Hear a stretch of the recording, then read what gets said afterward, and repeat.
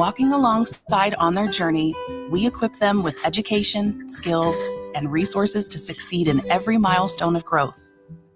From early childhood to starting school, through healthcare access and learning to read, to life skills, job skills, and leadership training, I guess they could have gotten into Brian. employment. He's at the airport. This is how we build confidence and instill a positive mindset so they can achieve bright futures for themselves, their families, and communities. Wait, what did you just tell him? Learn how you can join the journey and help end poverty for good at children.org today. I'm sending that to him. No offense. What the fuck? Good morning. Time to get ready for your day. That's why I said that. Morning Notice they warm-up. moved went to frick once we started hitting Join us live on TRN Sports 93.3 FM or the VTRN Sports app. Open VTRN Sports on your smart speaker or stream live on YouTube. Time to get ready for your day with the morning warm-up with Trey Lyle and Ty Tracy. 7:03 on this Friday. Got to get down on Friday. Shout out to Rebecca Black. Friday, March 6th. Welcome to the morning warm-up. I'm Trey Lyle. That's Ty Tracy as he just smacks that microphone. Ty, good morning. Hey. How are you? You doing good? Yeah. All right. We were making fun of Brian Nolan before we went on the air, just for full disclosure, as he's currently at an airport in Boise, Idaho, about to board a plane to Phoenix, Arizona for the race this weekend. So if you are a fan of the Brian Nolan, check out his coverage all week. He was on the fast lane yesterday for that. So check out that as well for his birthday. Happy birthday, Brian Nolan. Oh, birthday is... I'm not going to play the whole thing. But happy birthday again, Brian Nolan. But let's get to what you really want, is in case you missed it.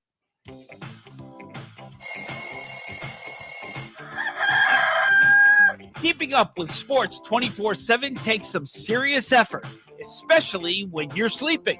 Don't worry, the morning warm-up stays alert around the clock. Now here is everything you missed last night.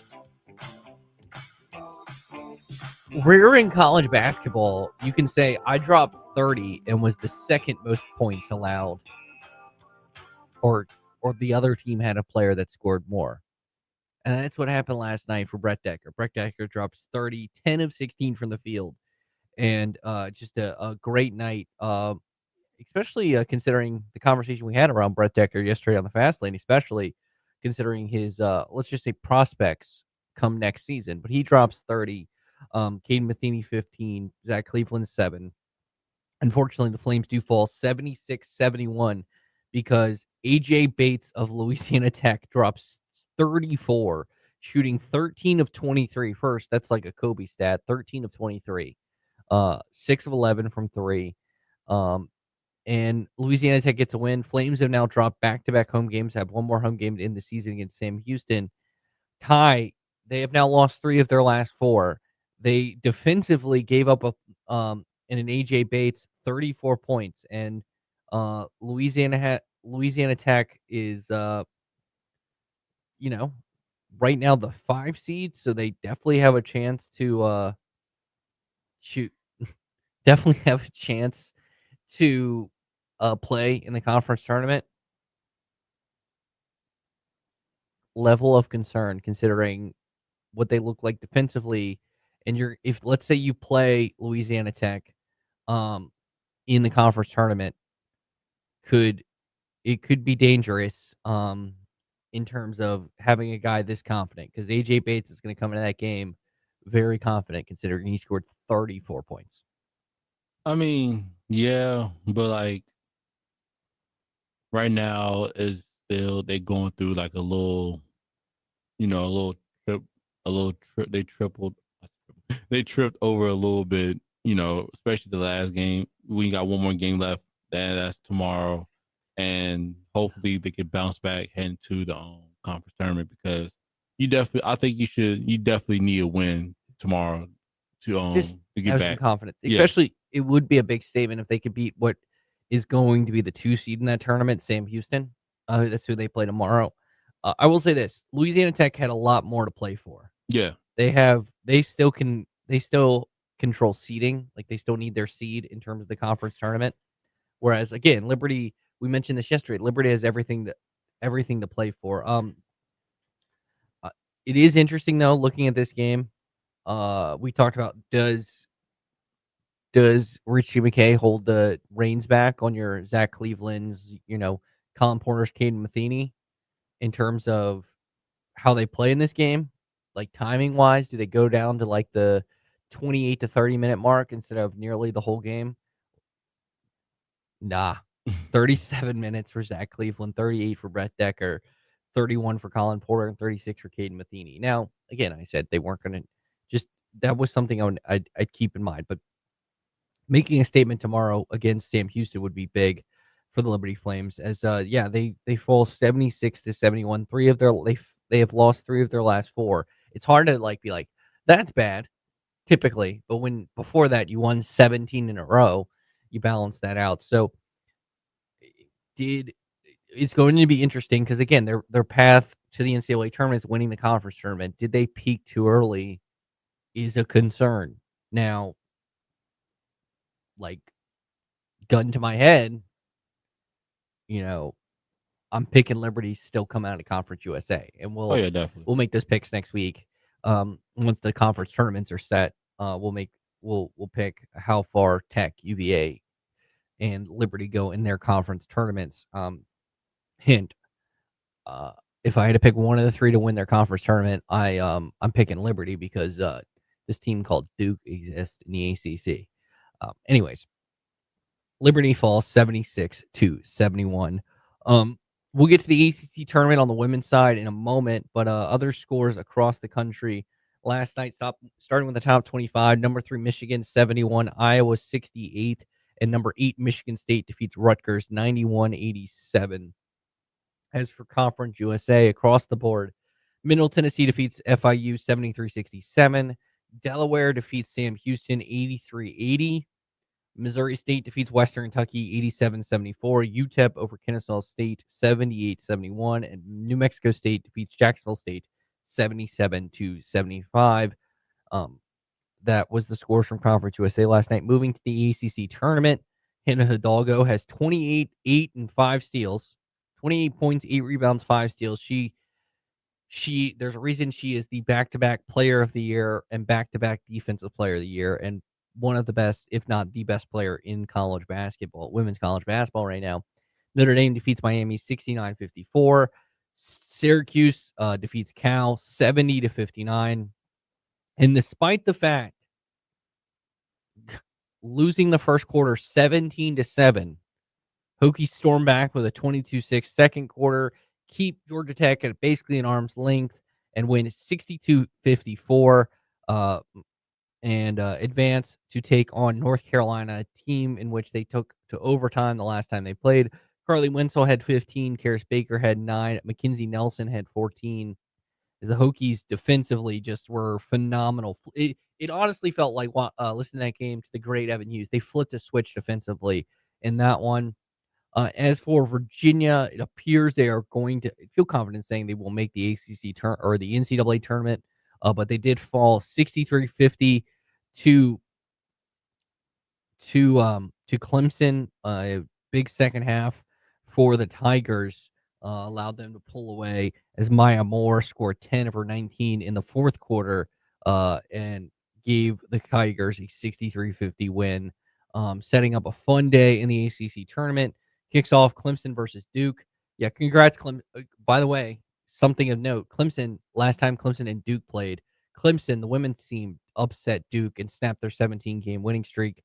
I think the game of the day, if you're like a college basketball fan, will be Notre Dame, NC State, Syracuse, Louisville, and then again, the Hokies take on North Carolina, in which that game was close the last time those two teams played. 66-63 final in overtime. The Tar Heels got it done, but Hokies can definitely win that game and advance to the semifinals, which would be tomorrow. So 7 o'clock airtime right here on VTRN Sports. We'll have some college baseball for you right before it. So we'll have Virginia Tech baseball as they take on number 5 Georgia Tech. Airtime 5:30, and then we'll lead into Evan the Goat Hughes and the Hokies and the Tar Heels in the ACC women's tournament down in Duluth, Georgia. Ty, the name of the arena where the ACC. So typically, women's tournament has been in Greensboro. Mm-hmm. It's in Duluth, Georgia this time. Yeah, me and my girlfriend was watching it last night, and Oh, yeah, good game. But I was going to tell you what the name of the arena was. Oh, it was like I seen the name. It was like Gas South Arena, which is Gas. I have to look. Is Gas South a brand? It is a brand. It's Georgia's highest rated natural gas company. So I seen it. I was like, you're a natural gas company and want to sponsor us at VTRN Sports. You can just let me know at Trey Lyle VT, and I will pump natural gas through my soul if you give us the right amount of money. But anyways, Hokies will take on the Tar Heels in the second round of the ACC tournament. By the way, the men's tournament times have been set as we go through it. So basically, the way they set it up is based the times off the quarterfinals, and the ACC can dictate what times are when. I give them credit. Instead of doing it the night before, they did it ahead of time. Ty, you want to hear something shocking? Do you want to guess what team got the 7 p.m. slot? Who? Do you want to guess what team? So the top 4 seeds, here's your choices. Okay. Because the top 4 seeds are set. Yeah. There's Duke, North Carolina, Miami, and Virginia. So Duke the 1, Virginia will be the 2, Miami will be the 3, and North Carolina will be the 4. Those are set in stone. Mm-hmm. The rest of the seeds not determined yet. Yeah. Do you want to guess what team got the 7 p.m. slot? Oh, North Carolina. No. Oh. How about the team that's number 1 in the country? Duke, yes. I mean, and makes sense. And then Carolina got the 9:30. Okay. So, which sets up a Duke Carolina semifinal, and then Virginia will be the noon tip on Thursday, and then Miami the 2:30 game. So that is your AC, and of course your home. VTRN Sports Network. Yes. Close enough. Okay. VTRN Sports powered by ESPN Radio, but that will be your home for the ACC tournament. We'll also have, of course, your exclusive for Virginia Tech basketball. So the way it'll work, we'll have ESPN's radio coverage of the ACC tournament, and then we'll flip over to Zach Mackey and Mike Burnup for any Virginia Tech game for you. Other news and notes, we're going to talk about this with Preston Willett in about 5 minutes from now. A hearing date has been set for Chandler Morris, which is April 2nd for his NCAA eligibility.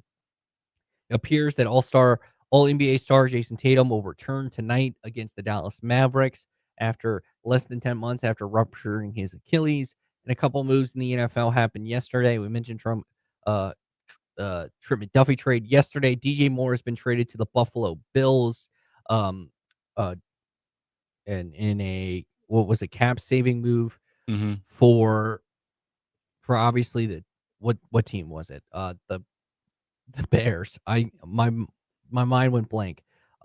Ultimately, the Bears are getting a second round pick out of this, and they're sending DJ Moore in a 5th for 2026 second.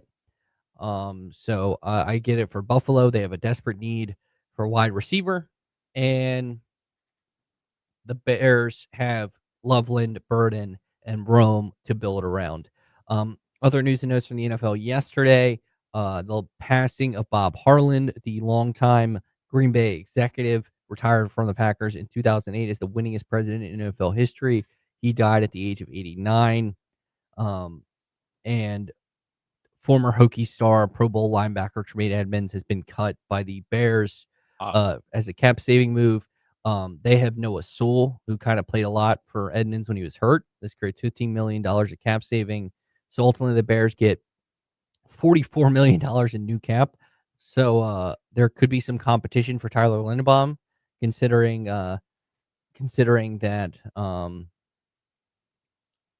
considering Drew Dalman retired for the Bears. So, and they need a top end center, and it worked last year when they gave one of the biggest center contracts. But the former Hokie star, former classmate of mine, had an actual class with Tremaine Edmonds. How about that? I don't know why I always say that as a flex. But class with him. But Tremaine Edmonds, one of the premier linebackers in the NFL. I mean, I think he's been a full-time starter in each of his 8 NFL seasons and now becomes a free agent with 900 tackles on his resume. Like, he's a really good linebacker. He's been multiple Pro Bowls. I think honestly, might just head back to Buffalo. I think it was a miss by Buffalo to drop him. So that could be the move there. All right. Preston Willard from the tie. Anything else I missed? Oh, we should go to the NBA because something happened last night in the NBA that's local to us. Heat 126, Nets 110, Magic 115, Mavericks 114, and the debut of Trey Young for the Washington Wizards. And you know what, Trey Young? He did his job. He scored 12 points. He played only 19 minutes, but most importantly, the Wizards lost 122-112 to the Utah Jazz. Warriors defeat the Rockets 115-113. T-Wolves defeat the Raptors 115-107. Spurs over the Pistons 121-106. Bulls defeat the Suns 105-103. Nuggets defeat the Lakers 120-113. And the Pelicans defeat the Kings 133-123. And just show where the Kings at. Again, Preston Achua had 29 and 12. So get aboard the tanking train. All right, Ty, now I get to ask you my favorite question. Did I miss anything last night? No, you didn't miss none. You got everything covered. So. Sweet. Oh, by the way, LeBron passed Kareem Abdul-Jabbar for most made field goals in NBA history. So, just saying. And you got to say his name. His name is LeBron James. I'm talking about the man on the Lakers, LeBron. You know what I mean. All right. That was for me. All right. Preston Willard from the Sabre joins us next. We're going to talk all things UVA, the UVA side of the game against Virginia Tech. It's coming up on Saturday, which you can listen to right here on VTRN Sports, as well as spring practice is near for the Wahoos and a little bit about the Chandler Morris stuff as well. Some more insight about that. This is the Morning Warm-Up on VTRN Sports.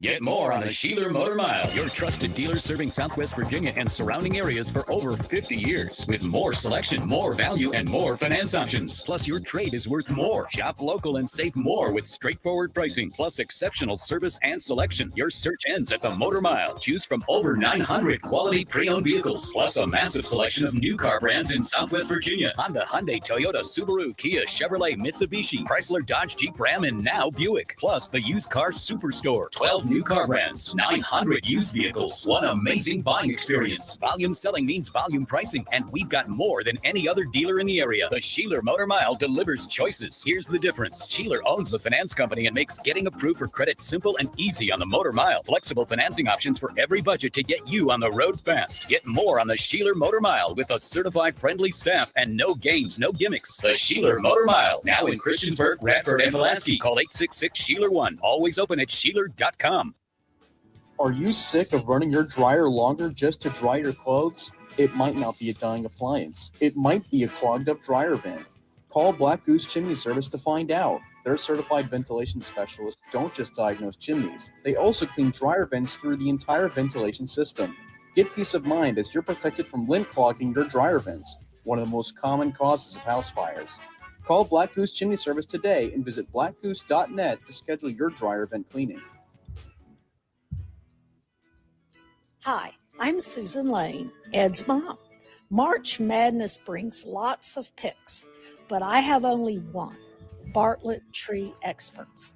I rely on Bartlett to professionally assess my oaks and boxwoods and to prepare a maintenance plan within my budget. Call Corey, a certified arborist at Bartlett Tree Experts, or go to bartlett.com. What do high-performing athletes have in common? They don't just train their bodies, they train their minds. The best competitors have a strong mental support system that keeps them focused, confident, and at the top of their game. Want that same support in your own life? Central Virginia Counseling can help. No matter what life throws your way, our team is here for you with 2 Lynchburg locations on Wigington Road and Timberlake Road and telehealth available anywhere in Virginia. Take the first step today. Visit centralvirginiacounseling.com.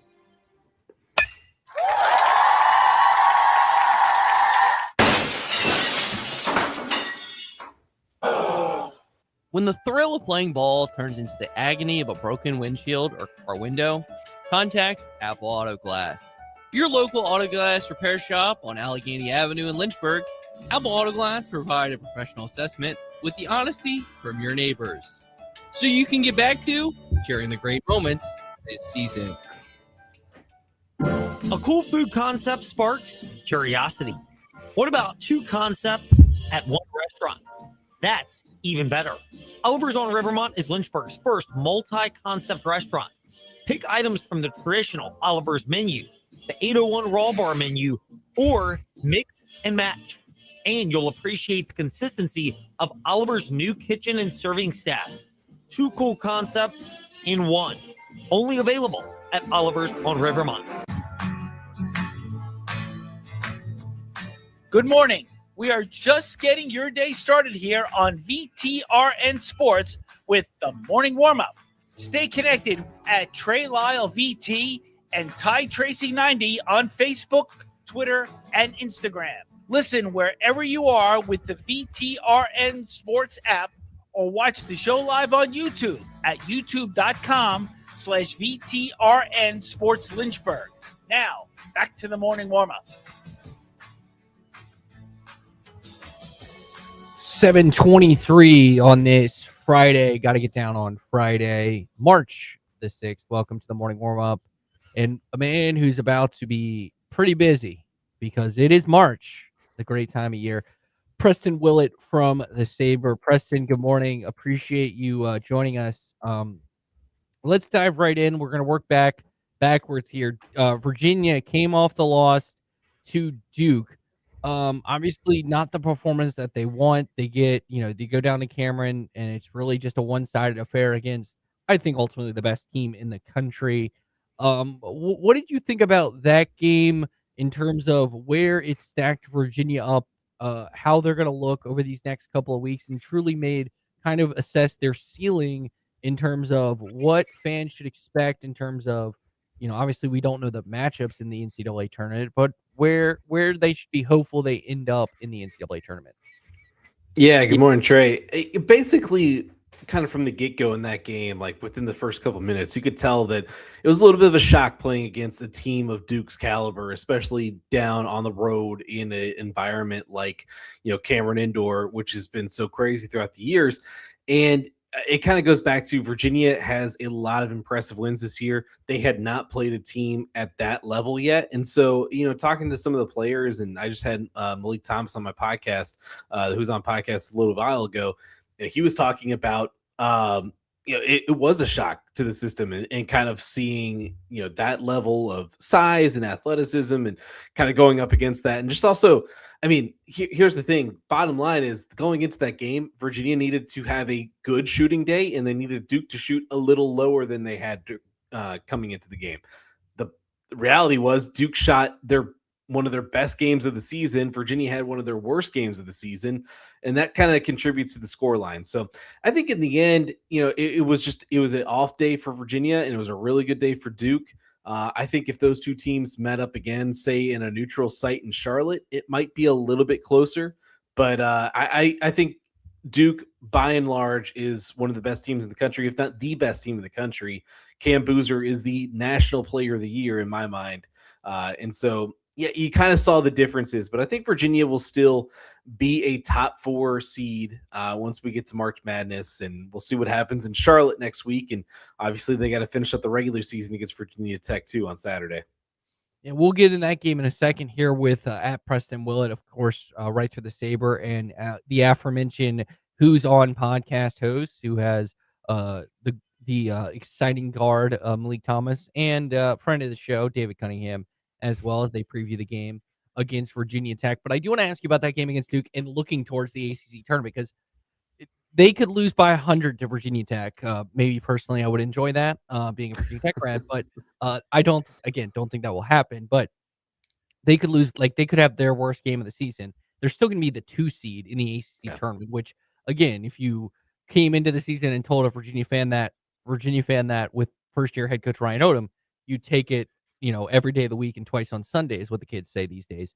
But looking at the potential matchup with Duke in the final if seeds hold, because they would have to go through again if you seed holds, and we don't know the rest of the seeds with the top four. They would have to go through a Miami team that's playing really good basketball, and Jay Lucas. I mean, the coach of the year debate again, another conversation we can have. But my point being, do you think it's good that they played them, even if it was a blowout, so late in the season in the Duke Blue Devils, where they know what they're going to get when that ACC final comes up and they have to play Duke on the other end?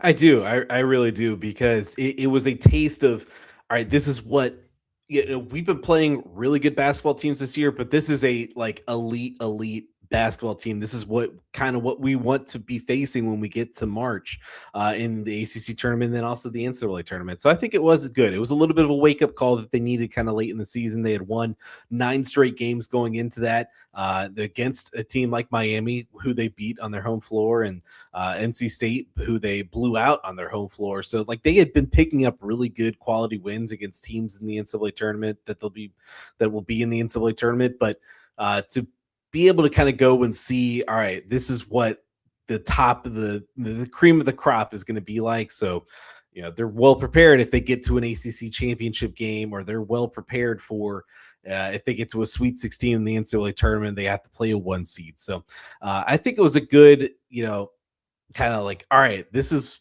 what it is. We are a little bit more prepared. So hopefully you don't see that little shock that we saw Virginia have when they went down to Durham last time. And then you look towards the game against Wake Forest. They got the win 75-70. It ultimately clinches the 2. And my big thing about that game was, do not make this the second loss. Like that Duke kind of performance, considering how well you were playing going in, kind of the hype into that game. It's like, if we win this game, or even if we win this game, then we're like truly viewed as a top team in the country. What did you think of that performance? Probably not the best performance considering, where Wake Forest was and how they've been playing, but ultimately just not making the Duke game a second loss and getting the win and clinching everything you had coming into a game where you're playing your rival. And if it's anything like the first time these teams played this season, it's going to be a wild one. Yeah, no, Ryan Odom said it himself right after the Duke loss. He said, I don't want that, like, this is today, but I don't want this to carry over. His biggest worry was, I don't want this to carry over into the next couple games. And, Virginia, like, they kind of came out, and I felt like the Wake Forest game was a palate cleanser for them, just to kind of get the Duke loss off of them, pick up a win, just kind of get back into momentum. And let me say, like, this Virginia team this year, in their 4 losses, they've only lost 1 game a month for the entire season.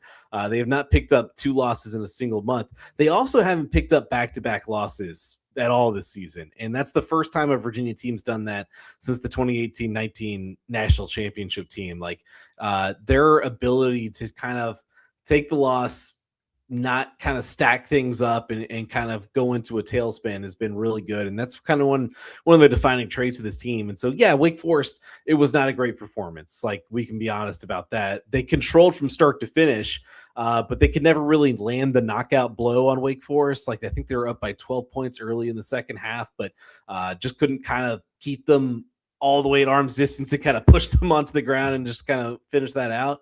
And Wake Forest kind of made a run of it towards the end, but just to get a win and kind of get that palate cleansed, especially going into Virginia Tech, which for all intents and purposes, like, these guys are highly motivated because they remember that triple overtime game from December. So they're not ready to just kind of look past that and go to the ACC tournament.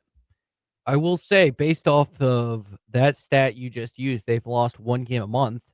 Then they will win the ACC tournament, and their loss will be in the Final Four, because that's the next month, would be April.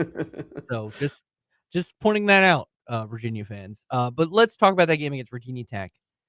The Hokies need this game more. Like, there is nothing outside of getting swept by your rival, which is something. But in the bigger picture of things, Virginia, like I said, Virginia could lose by 100, and they would have a double bye and be the 2 seed in the ACC tournament. How do you think Virginia needs to handle this game, where you look at it, Neo Dallas for Virginia Tech is kind of finding his form that we saw earlier in the season. The Hokies will be the more desperate team. Like if you because they need this in terms of one seeding in the ACC, it's still open for them, and two, they're trying to make the NCAA tournament, and Virginia's locked in.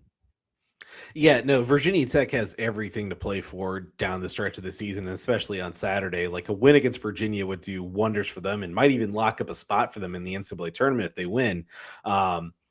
And so you kind of look at that and be like, all right, well, Virginia's locked up. They've got the number 2 seed in the ACC tournament. They're probably not going to flex that much. They'll probably still be a 4 seed, even if they lose to Virginia Tech. So what do they have to play for? And I mentioned it before, like those guys, anytime we ask them about it, like they remember that triple overtime loss to Virginia Tech, and it still sticks with them. Like that was a turning point in the season for them as well. Because if you remember, they came off of that game, went down to NC State, went down to Raleigh, and blew the doors off NC State down there as well. So, they'll remember that game, and they'll want to continue some momentum, especially coming off that Duke game. So you got the win against Wake Forest, and I think home against Virginia Tech, and remembering that triple overtime game, they're going to still want it. And I'm sure Virginia Tech's going to want it. It's just a disappointment that, it's spring break right now for Virginia. So we're not going to have a packed student section probably. I mean, hopefully some of those guys come back from Cancun, and we can get a good game out there on Saturday. Yeah. Was it Ryan Odom that joked how Virginia Tech had the game during winter break and Virginia had it during spring break? Like that's a go ACC kind of thing. I just want to point out, like, neither fan base gets it during the time that students are there, even though as someone who's attended a couple of those games as a student, it's a fun game to be at.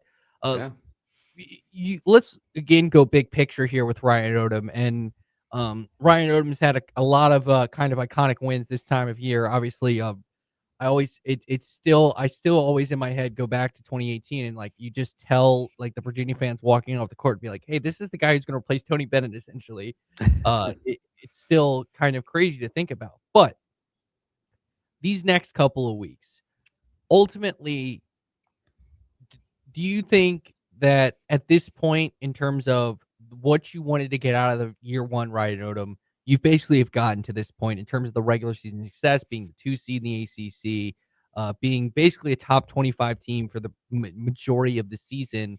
Like, if they somehow, because I think they're going to be like a 4 or 5 seed in the NCAA tournament, they somehow get upset in the quarterfinal of the ACC tournament and then lose in the first round of the NCAA tournament, do you think you should still view this as a successful year one for Ryan Odom? I do want to point out too, you mentioned 2018 UMBC. Next week, he'll be taking his Virginia team to Charlotte, where that upset happened. So a little full circle moment. Yeah, a little full circle moment there.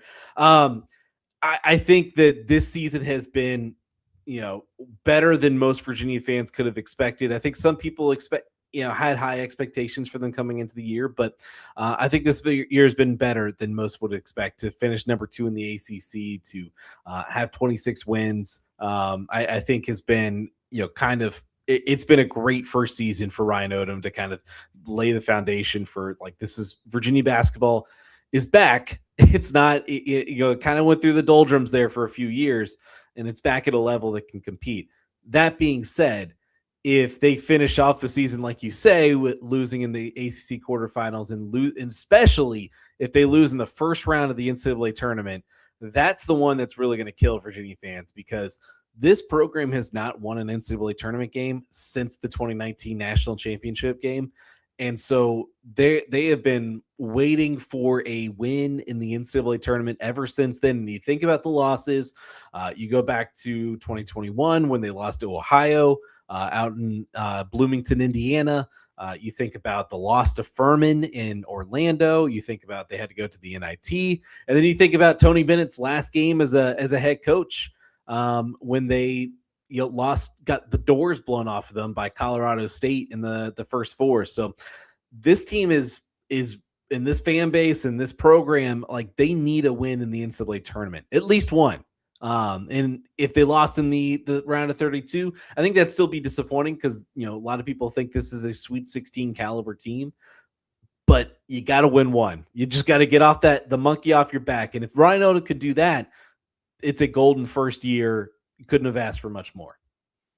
Couple football questions for you, Preston, we're here with Preston Willett from the Saber, at Preston Willett on Twitter. Preston, I do want to ask you about your article for the Saber about Virginia re-recruiting in-state players via the transfer portal. I think we see that both at Virginia and Virginia Tech. This is the kind of the cool part about the portal is, Tony Elliott and now James Franklin, again, another weird thing to say, have talked about always prioritizing recruiting in the state, which is something that may have lacked with previous regimes.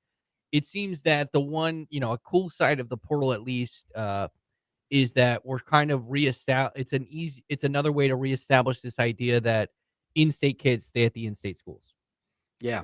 And basically, a lot of people will always wonder, why is Tony Elliott even bothering like going after some of these top guys in the state, coming out, guys like Peyton Lewis or guys like Brandon Hillman and others. Well, it's because you're establishing those relationships now. And it is so important, especially in this transfer portal age, because if you have a relationship with them prior, guess what? If they need to transfer from those big schools that they left the state for, you've already got that connection to them down the line. And that's so crucial, especially now. And that's kind of what the story is about. And Virginia has gotten a couple guys to come home in recent years. I think back to like Chris Tyree and Andre Green. Those guys didn't really work out for Virginia that well. But they were able to kind of, establish some connections there because of, the home state. Peyton Lewis and Brandon Hillman are guys that Tony Elliott specifically recruited coming out of high school. And I think that's what makes this a little bit different, is getting those guys to come back. Hillman was a, all Big Ten safety last year at Michigan. Peyton Lewis, scored, kind of was in a backfield timeshare in Tennessee, and he scored 7 touchdowns in a kind of a reserve role. So both those guys are going to be huge. But also, I think it more so, Tony Elliott talks about, at the time it just didn't make sense for those types of guys to come to Virginia. But now it does, because at the time they didn't have their new, football operations center. They weren't good. They just weren't good on the field. Now they're coming off an 11-win season, so it makes a little bit more sense. And also just, they have a better reputation now in the state. And I think, we'll see if it pays off in the high school ranks. I think Tony would still prefer to get these guys straight out of high school and not have to worry about finding them in the transfer portal later down the line. And I think it's going to be really interesting time right now with Virginia playing better and doing better under Tony Elliott, James Franklin coming into Virginia Tech. Can these two programs lock up the state a little bit more? Maybe with less of a draw at Penn State, you would say, because James Franklin's not there, and maybe there's less of an emphasis on recruiting Virginia, because Penn State was always one of the ones that hit Virginia hard and took out some of the best recruits. So we'll see how it goes, but I'm hopeful that maybe some of these guys start staying home a little bit more. Yeah, Preston Willett here from the Saber, and you mentioned it. Tony Elliott can finally sell a proof of concept coming off this last season. A big part of that proof of concept was Chandler Morris, and I want to ask you about this unique situation. Again, we're not going to get the lawyer innuendos. We're not. Well, you are very smart. I'm not smart enough to I'm not that smart. to understand the case. I just want to ask you, and ask Mike Barber this as well. It feels like, and I was early on the fact. I just want to note, I was still early on the fact that once Chad Morris got hired at Clemson, my tentacles went up in terms of Clemson needs a quarterback. But we've talked about the quarterback room at Virginia heading into the spring. What actually is going to happen if Chandler Morris wins this case and the portal is closed, and you look at the new restrictions they put on coaches for the portal? It feels like to me that for Chandler Morris to see the field again, this is not the only lawsuit he's going to need to have. Am I right about that? I mean, your guess is as good as mine.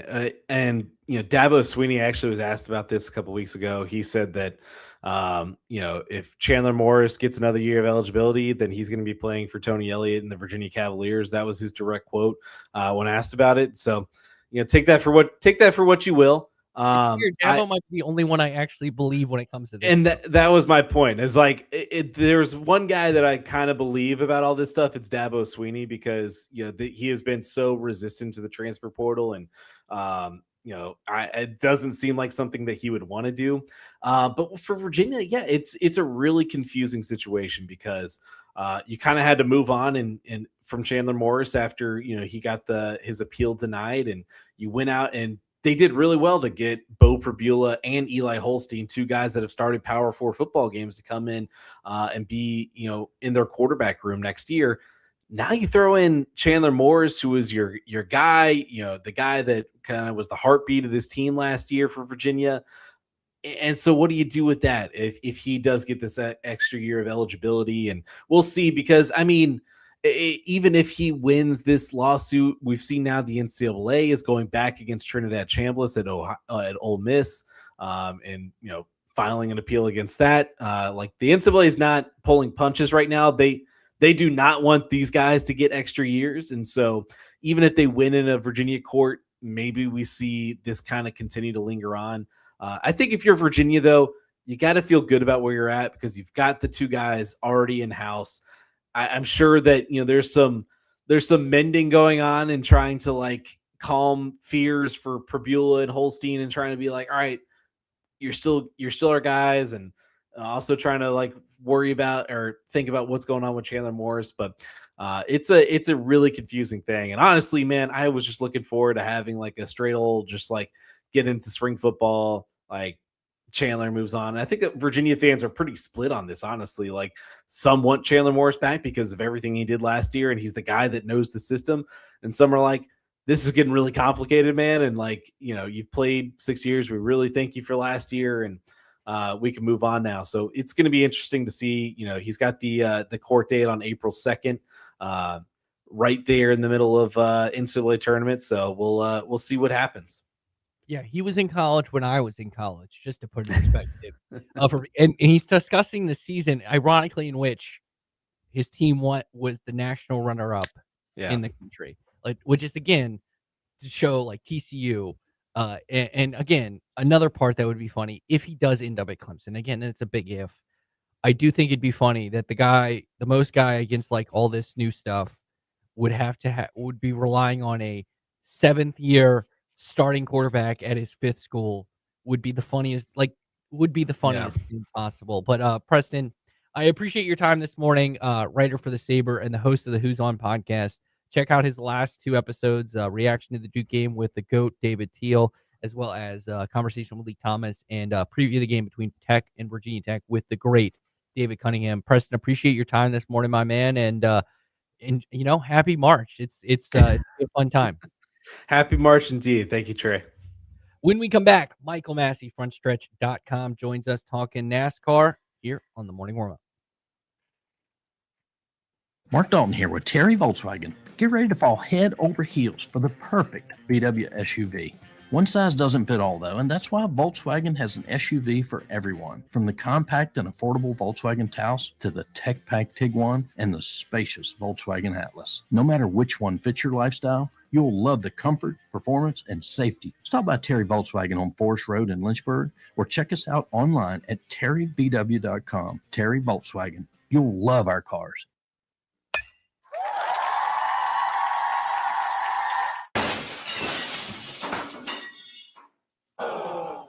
When the thrill of playing ball turns into the agony of a broken windshield or car window, contact Apple Auto Glass. Your local auto glass repair shop on Allegheny Avenue in Lynchburg, Apple Auto Glass provide a professional assessment with the honesty from your neighbors, so you can get back to sharing the great moments this season.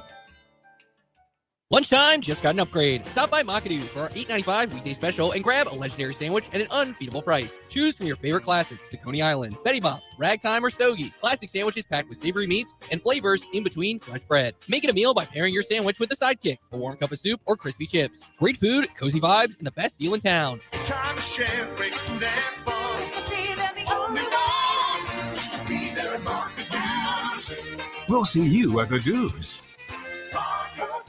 Investors, this session the Virginia General Assembly is considering at least 7 bills that directly affect rental housing and landlord-tenant law. Ensuring compliance with new laws is crucial. A small misstep can cost you significant revenue. You need an experienced, knowledgeable property management team on your side. Brownstone Properties has been serving real estate investors for nearly 28 years. Contact us today at 434-385-1025 or online at brownstoneproperties.com. Hi, I'm Susan Lane, Ed's mom. March Madness brings lots of picks, but I have only one, Bartlett Tree Experts. I rely on Bartlett to professionally assess my oaks and boxwoods and to prepare a maintenance plan within my budget. Call Corey, a certified arborist, at Bartlett Tree Experts or go to bartlett.com.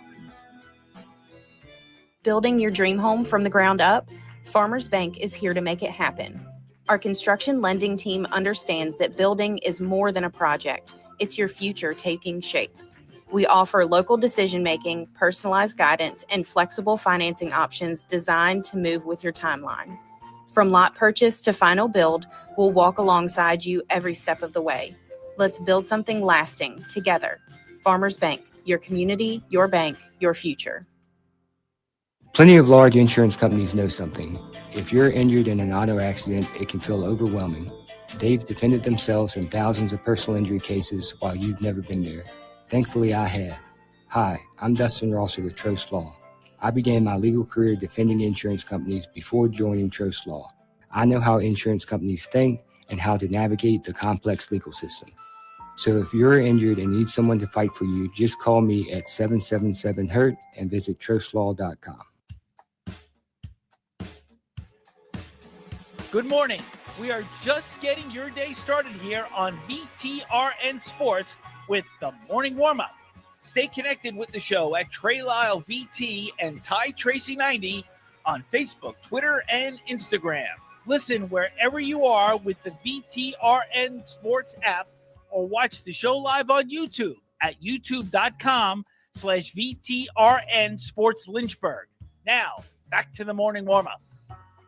Couple nuggets as it's 7:49 on this Friday, March 6th that we missed. Washington Capitals traded John Carlson to the Anaheim Ducks in exchange for a 2026 or 2027 first-round pick. That is a conditional pick, and a 2027 third-round pick. And breaking news as we went through the show, former Commander Tyler Biadasz signed a 3-year, $30 million deal with the Los Angeles Chargers. He lands in Los Angeles. But a man who has been to Los Angeles, but is just always a star, is Michael Massey, someone you can never cut. Massey, good morning. Welcome on into the morning warm up. Glad to be with us here. Glad to have you here. Let's dive right into the latest. So Tyler Reddick gets it done at Coda, holding off SVG in the final lap. So what's more impressive? His ability to hold performance in this race at Coda with being able to hold off SVG like he did on those final laps, or just the overall aspect, the fact that he becomes, really the first guy in the modern era of NASCAR to win the first 3 races of the season. Well, hey Trey, thanks for having me on. I woke up, I didn't oversleep on you, so I'm proud of you. But to answer your question, I go with the 3 in the row. Because, like you said, holding off SVG is impressive, but we have seen it done. I mean, I think at Chris Buescher, when he did the bump and run and to beat SVG at Watkins Glen a few years ago. But so that's been done before. 3 in a row to start the season, never been done. So we got some NASCAR history there. So that's why it's a more impressive feat. Looking at this overall race at Coda, what did you think of the race at Coda? Do you think, obviously, I believe this is the last year of this current, kind of contract with Coda. Do you think ultimately the future of Coda should stay in place with NASCAR? Yeah, I think so. I don't know. The only thing I would think is just maybe I'd like to see like a rotation of some other road courses, like a Road America or Mid Ohio, or I don't know, just to keep it fresh. I mean, I like Coda. It wasn't a bad race. It was pretty exciting, but it's not like the most thrilling thing in the world either. So I think they'll stay there. I can't see them going anywhere else.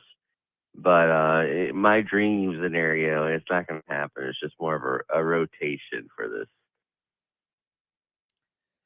M_Massey22, Michael Massey, frontstretch.com. He has a great article out for frontstretch.com about Ty Gibbs.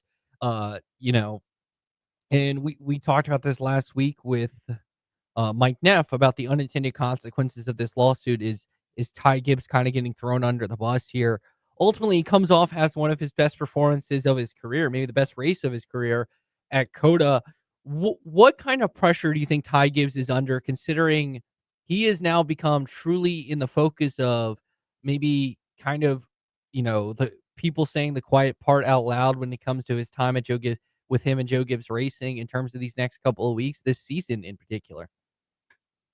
Yeah, like you said, the quiet part out loud. It's one of those things where, if you'd said to me last year, the 54 car gets preferential treatment, and it's just run a different way from the other three Joe Gibbs Racing cars, and like Ty doesn't show up to meetings and whatnot. If you told me that last year, I'd been like, yeah, that makes sense. I believe you on that. But now to actually, but you couldn't publicly say that, but you could assume it all you wanted. But now with Chris Gabehart saying all of that, it's like, I guess that is true. Which granted, it is his word against their word kind of thing. So I don't know. And Ty hasn't exactly spoken out against it, and I'm not sure that he will or anything. But I think it certainly does put the pressure on him more this year. It really kind of feels like this year is, regardless of those comments or not, like, he's been in Cup a couple years. If he doesn't win this year, then I mean, you're kind of clogging up a spot in the already tight Toyota pipeline. And I mean, I joked about it on a Front Stretch Happy Hour show the other night. Like, if he's getting the preferential treatment at the team, then I don't want the preferential treatment, because the other three cars all were top 5 in points last year. So maybe it's not a good thing to get the preferential treatment. But I don't know. I think he will step up this year, and it'll make Ed Lane just fill him with joy. But I do think Ty Gibbs will probably win his first career race this year. But I've said that the past 2 years, I think, as well. That would make Ed Lane excited, as we're here with Michael Massey, frontstretch.com, M_Massey22. Some unfortunate news came out yesterday. Alex Bowman out at Phoenix. Anthony Alfredo filling in, who's the simulation driver for Hendrick Motorsports. He was diagnosed with vertigo. Obviously we have the event at COTA, which y'all talked about great on the Happy Hour podcast, and Myatt Snyder being able to kind of just have his Ricky Bobby moment and be there. Ultimately, now, we are not going to claim to be medical experts, but vertigo is the type of thing that you feel like would not be great for a race car driver. What do you think this means for Alex Bowman in terms of his future at Hendrick Motorsports? Yeah, I believe Terry Labonte had vertigo back in 2000, and he missed a few races. And if you look at like the results around when he was dealing with it, it was not Terry Labonte Hendrick Motorsports type results. But the good news was, like, he came back from it and did win again in his career. So I don't think it's necessarily like the end of the road for Bowman just because he's dealing with it. But it's a contract year, and it's horrible timing to have something like this happen. Not only because it's a contract year, but because they just switched over to this chase format and no more winning you're in, where, in the previous years, he could have sat out a couple weeks, got healthy, and then went out and won a race and kind of saved his season. And that's not really an option anymore. So unfortunate, but I feel like this is going to be it for Bowman with Hendrick Motorsports. You feel so bad for him because he was doing a good job in that car back in like 2021. I mean, he won 4 races in a year in that car once. But then the injuries the past couple of years just started piling up. And so you haven't seen him at 100% in that car in a while, it feels like, to see what he could really do. And that's kind of led to him being like the odd man out there. So you hate to see it. I think that, like Ricky Craven got hurt as well when his time at Hendrick. He ended up getting a ride elsewhere and won 2 races. So I think Bowman will get a ride somewhere else, possibly, and he could still have a successful career. I mean, I hope he does. I don't want to see these injuries kind of be the end of him. You look at this with Alex Bowman. Obviously, it means Anthony Alfredo will fill in, former recent guest for the Happy Hour podcast. But let's talk about it. Yeah. This feels like one of, if not the best opportunity for Anthony Alfredo has ever had. And, he has shown flashes of ability. I feel like he's a guy, especially in the O'Reilly series, that gets the most out of his car. What do you think at least this race, and you feel like this might be a long-term thing considering you don't know, like vertigo is not a thing that just like, you recover from one weekend. Like could this possible next couple weeks mean for Anthony Alfredo? I think it means everything because think about, how did Alex Bowman get this opportunity with Hendrick Motorsports to start with? It was because Dale Earnhardt Jr. had to sit out with concussion symptoms. And Bowman got in that car and he had a race at Phoenix, coincidentally, where they're headed this weekend, where he led a bunch of laps and was competing for the win. And I think that, and along with some of the other strong runs he had, was enough to eventually get him the spot of replacing Dale Earnhardt Jr. when he retired. So I think this is huge for Alfredo to get in there in that Ally sponsored car and show the sponsors, show Hendrick and just the rest of the couple rides that he can compete at this level. And, it's like Corey LaJoie had a similar opportunity a few years ago when Chase Elliott was hurt and he got in the 9 car. And, Corey didn't really show, it wasn't that good of a race for him. So you haven't really seen him get as good. I don't know. He is getting the RFK opportunities this year, but I feel like it kind of stunted Corey LaJoie's career when that happened. I say that this is Alfredo's time. If he wants to be a big time Cup driver, this race or however many races he gets in that car, he needs to show up and show that he can compete for wins and be competitive in a really fast car. At _Massey22, big weekend in Phoenix with the double header. Appreciate you joining us this morning on VTRN Sports 93.3 FM, W227BG, Timberlake 1320 MWVGM, Lynchburg, WMNA, Gretna, Southside. A quick question about that. This could be the final one for us because we are in overtime. Do you think this will be this doubleheader weekend at Phoenix? What are your overall thoughts about it? And do you think this is something that we could see more of going forward?